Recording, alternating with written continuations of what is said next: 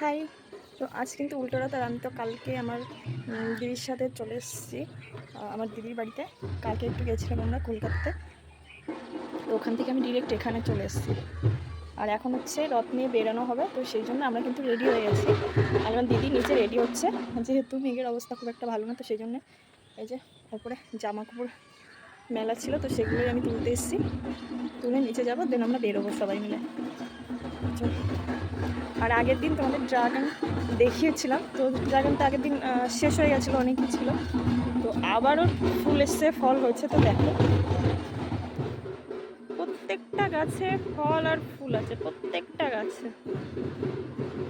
এই দিয়ে 4বার হলো গাছ থেকে ফল দিচ্ছে। পুরো এই পোর্শনটা পর্যন্ত গাছ আছে, ওই দিক দিয়ে গাছ আছে। এইটা হচ্ছে সব থেকে বড় ফুল।